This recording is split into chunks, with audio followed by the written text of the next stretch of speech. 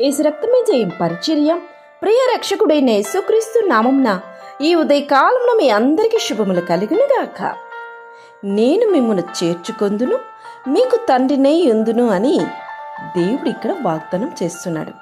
నా ప్రియ సహోదరి సహోదరులారా, ఈ వాక్యమును మనం ధ్యానించినట్లయితే దేవుడు మనకు తండ్రిగా ఉన్నందున మనల్ని ప్రేమిస్తాడు, పోషిస్తాడు, మంచి ఈవులను ఇస్తాడు, ఆశీర్వదిస్తాడు.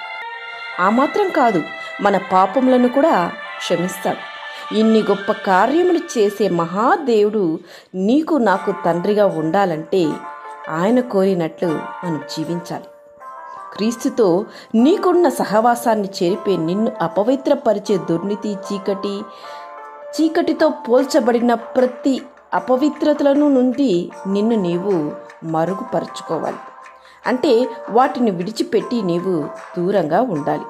ఆ మాత్రం కాదు, అవిశ్వాసులతో జోడుగా ఉండక, వారితో సాంగత్యము చేయక, పరిశుద్ధంగా పవిత్రంగా జీవిస్తే పరలోకమందున్న దేవుడు నీకు తండ్రిగా ఉండి నీ అక్కరలన్నీ తీర్చి నిన్ను బలపరిచి ముందుకు నడిపిస్తాడు.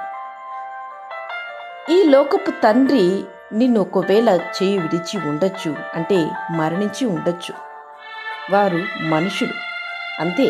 కానీ నిన్ను ఎన్నడూ చేయి విడవని, నిన్ను ఎన్నడూ కూడా ఎడబాయని దేవాది దేవుడు నీకున్నాడు. తల్లి గర్భమునందు నీవు రూపింపబడక మునిపే నిన్ను తన స్వరూపమందు తన కొరకు ఏర్పరచుకున్న ఆ పరమ తండ్రి నీకున్నాడు.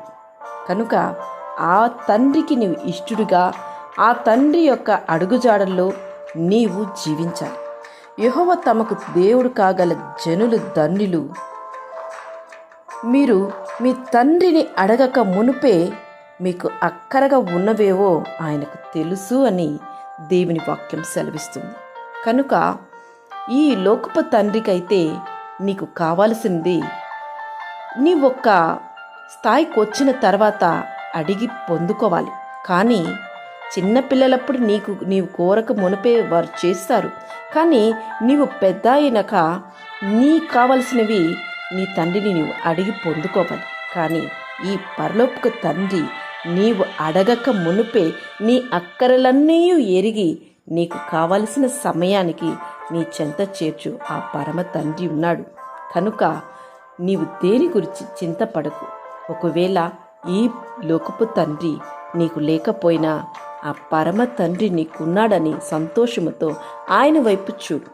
దేవుడు ప్రతి ఒక్క కార్యంలోనూ నీకు తోడై ఉండి నీకు మంచి ఆలోచనతో నిన్ను నడిపించి నిన్ను ఆశీర్వదించి దీవించునుగాక. ఆమేన్. యేసు రక్తమే జయం పరిచర్యలో మీ సహోదరి. God bless you.